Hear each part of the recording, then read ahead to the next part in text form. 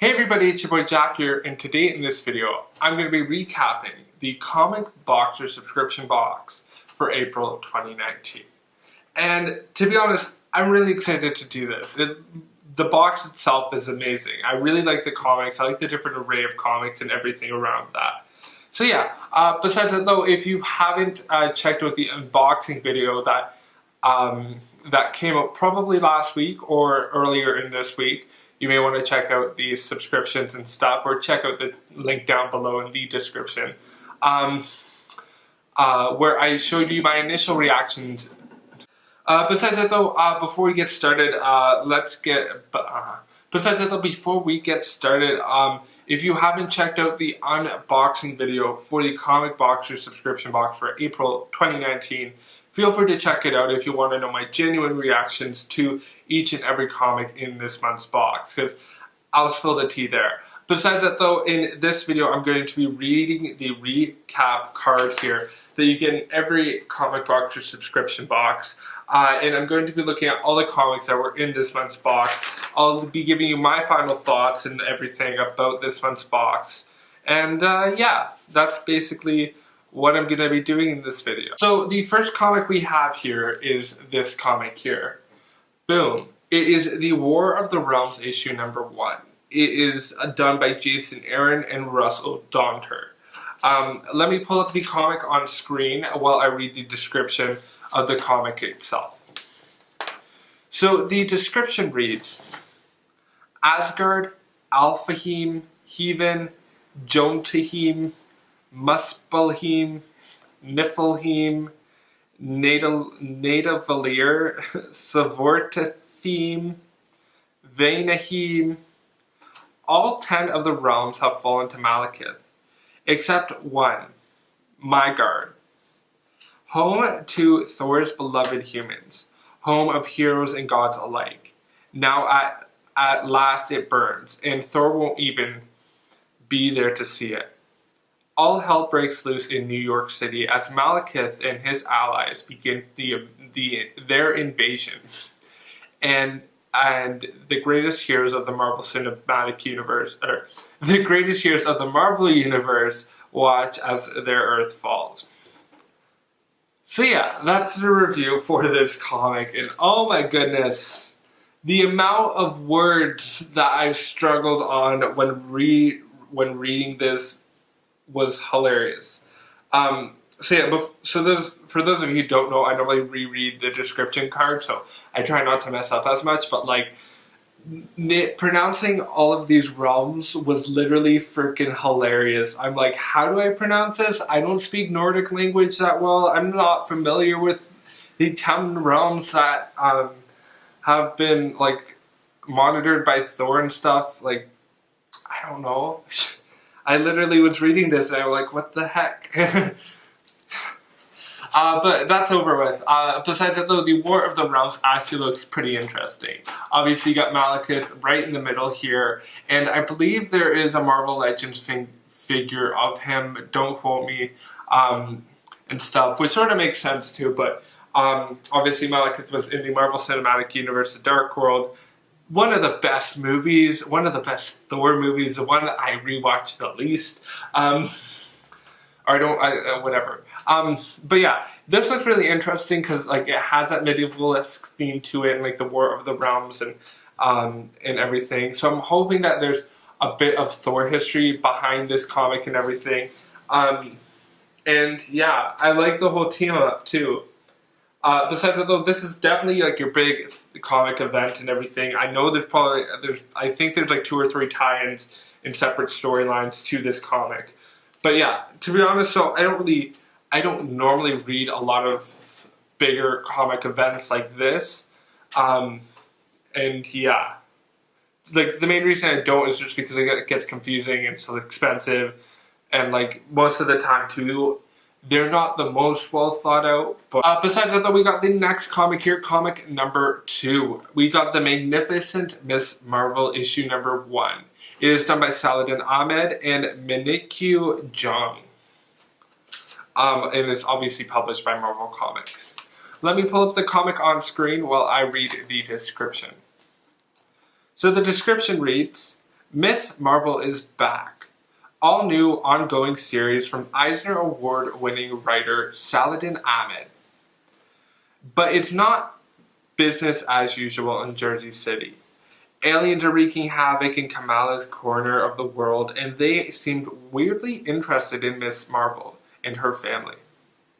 Eisner Award winner Saladin Ahmed, writer of Black Bolt and Exiles, and rising star Minikyu Jung from Batgirl and Nightwing, takes the reins of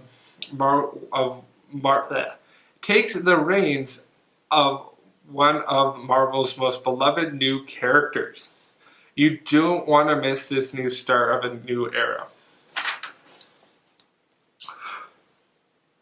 So, the Magnificent Miss Marvel issue number 1 looks interesting. I've seen a few issues of issue number 2, I believe, or issue number 3. I'm pretty sure Spider-Man just sort of crossed over into this series as well. And it sort of makes sense that he would, just with the proximity between New York City and Jersey City, that kind of thing. I don't know a lot about Miss Marvel, just to be honest, as I said in the unboxing and video and stuff. But I am actually sort of excited for this comic and everything. It looks interesting. I like the artwork and everything as well. But yeah. Also, like with the whole alien invasion too, I think that's going to be interesting to see maybe how she overcomes it and everything. Oh yeah, one last point about Miss Marvel. Obviously, Saladin Ahmed, he wrote this. He helped write this comic and everything. I've gotten the Miles Morales comic and stuff that he did and everything, and that was really, really well done. So, personally, I think I'm a lot more excited for this, just knowing on his writing style and everything. Like, although I never got far into the Miles Morales Spider-Man series and stuff, I did like his writing style. So I'm excited for this. I think it'll be a good. So moving forward to comic number 3 here, we got the Life and Death of Toyo Harada, issue number 1. It is done by Joshua Dysart and Kaffer. It is it's published by Valiant Entertainment. Let me pull up the comic cover on screen while I read the description. So the description reads, Eisner Award-nominated writer Joshua Dysart, writer of Heartbringer and Heartbringer Wars, returns to the Valiant universe to continue crafting Toyo Harada's controversial mission to save humanity from itself. Presented in an oversized format and featuring a lineup of all-star artists including Miko Cyan from Bloodshot Salvation and Kafur from Rai and more. The life and death of Toyo Harada will place the planet's most powerful man in the spotlight as he strives to control the course of history. But with menacing masterminds, resources dwindling, and the downfall of the Heartbringer Foundation and a target on its head, will the formidable Syot reemerge as humanity's greatest hero, or its most dangerous villain? This book has sold out and is moving on to a second printing. Personally, I really, really like this comic. I really like it. I like the concept, everything like that. And I like that we're getting a different comic publisher. Over the last few months and everything, we've been getting a lot more consistent with Marvel and everything. We haven't been getting a lot more DC and everything lately, which I would love to see a bit more DC because, like, your boy's a bit of a DC fan, and I will sort of want to see what's going on there. But with this comic and everything, it actually looks a little interesting. I don't know a lot about the Harbinger Foundation and that kind of universe. I know a bit about Bloodshot Salvation, which is a common comic you get in this comic. To be honest, I don't know a lot about the Harbinger Foundation, but I do know a bit about Bloodshot Salvation, so I'm wondering if it's in the same universe or not. Just because I know with Bloodshot Salvation, it's a common comic you get in this box, so you get the different variations and stuff, and yeah. But I do like this cover. This cover is freaking amazing, and everything. It's really, really cool. It sort of mimics that, like, Daredevil-esque, or not Daredevil, Doomsday Clock-esque cover. And yeah, like it's really cool. And I like that we're getting like we're not just getting a different publisher that isn't Marvel, but as well we're getting a comic that has sold out of its second printing, and it's moving on to, or has sold out of its first printing and is moving on towards its second. It shows that it's popular and it shows that it's a bit more unique. Moving forward to comic number 4, we got Spider-Man Lifestory issue number 1, the 1960s. This is written by Chip Zdarsky and Mark Bagley. Let me pull up the comic cover on screen while I read the description. And the description reads, in 1962, in Amazing Fantasy 15, 15-year-old Peter Parker was bitten by a radioactive spider and became the Amazing Spider-Man. 57 years have passed in the real world since that event. So what would have happened if the same amount of time passed for Peter as well? A special high-end limited series that's a part of the celebration of Marvel's 80-year anniversary. Spider-Man Lifestory combines the talents of Chip Zdarsky to tell the entire history of Spider-Man from beginning to end, set against the key events during the decades which he lived. In the first oversized issue, when Flash Thompson is drafted to serve during the Vietnam War, Spidey must weigh the question of where his responsibilities truly lie. So this is actually a really, really awesome comic. I like this twist, and I like how we're getting this sort of single, like we're getting this different series. Personally, I'm like a stan of Spider-Man. I like these Spider-Man comics. I like them. I think they're good. Like, I don't feel like we're getting too overwhelmed with them, which is good. But I like how we're getting this like life story of Spider-Man. I'm interested to see how he will survive like the 1960s or the 1970s, that kind of thing. I like this. I love the cover as well. Someone who sort of knows a bit about the 1960s, like I sort of love this kind of artwork. I love the color blue they picked too. Amazing. Like, it's more of a turquoise, but whatever. And I love how like the like helicopters too, like with the whole like Navy-esque helicopters or the Army-esque helicopters and stuff. Gives me those like Apocalypse Now kind of vibes. So yeah, I'm really excited about this comic. To be honest, probably my favorite comic in this month's box because I like how it's, you see a different twist on this character that isn't that stereotypical-esque comic, or like that stereotypical, oh, Batman's gonna go fight with this person. No, it's a bit different than that because it's a bit more of a generational divide. So yeah. So let's move forward to our last comic here, comic number 5. Let's take a look at it. Boom. It is the Spider-Man City at War issue number 1, done by Dennis Hopeless and Michelle Bandini. Let me pull up the comic cover on screen while I read the description. So the description reads, after years of seeing Wilson Fisk escape criminal prosecution, the wisecracking web-slinger finally has the opportunity to team up with the PDNY to help them arrest his fearsome foe.